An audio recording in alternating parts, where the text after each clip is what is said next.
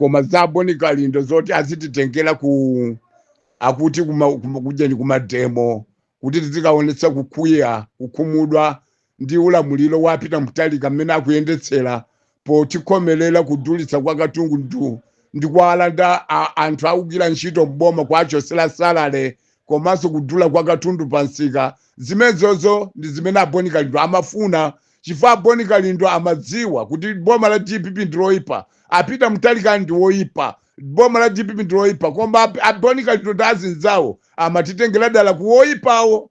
Ndiye lero asamatinso iyayi akukonzekera kupanga mademo a Boni Kalindo ndi azinzawo zoonanso tiziyamveranso kachikena Malawi zoona zake zoti a Boni Kalindo si munthu wofunikira mdziko la Malawi kuti ife azitiyusa motero muyi.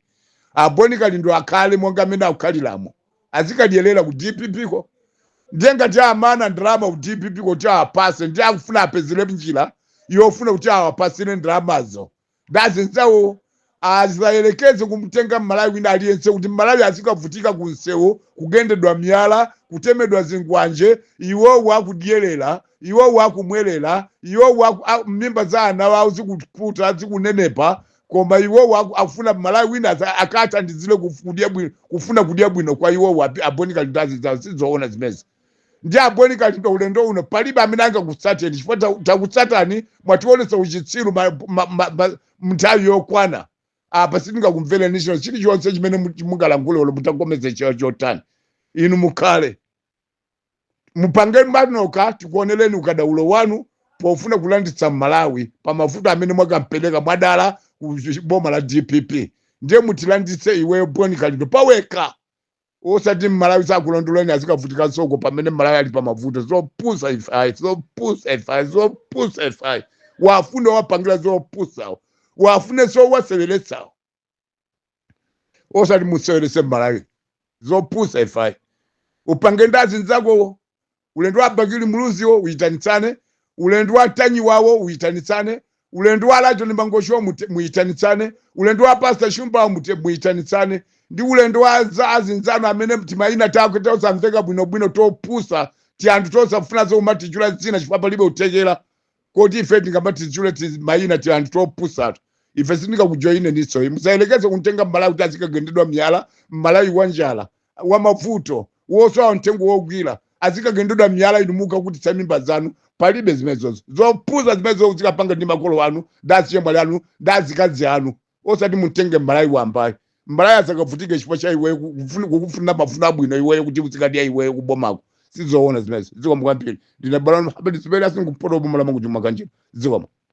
Tiuzeni zoona zokha kuti kodi mkuluyu akunena chilungamo, kodi zomwe akupanga Boni Kalindo kuti anthu apite mu msewu akapange mademo chifukwa choti zinthu sizikuyenda bwino, zimenezo ndi zoona kapena mkuluyu ndi ndale chabe basi? Inu mukuona bwanji? Tiuzeni mu comment section, chifukwa Boni Kalindo ndi activist amene alibe chipani. Iye kwake kumangokhala kumenyera ufulu. Nde ngati wachiona cha nzeru kuti apite mu msewu, zimenezo ndi zimene zimakhalira ntchito za activist. Palibe kutenga mbali kapena kukhala mbali ya chipani china chake. Zinthu zikalakwika activist amangobwera ndi kuzalankhulapo kuti zinthu ziziyenda bwino mmene zimayenera kukhalira. Inu mukuona bwanji?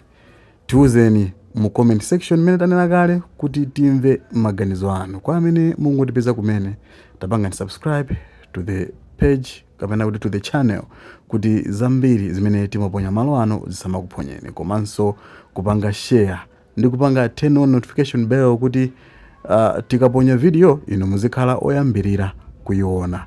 Nde kufikira nthawi ina ife tingoti mwakoma nonse, tionanenso mu video yotsatira.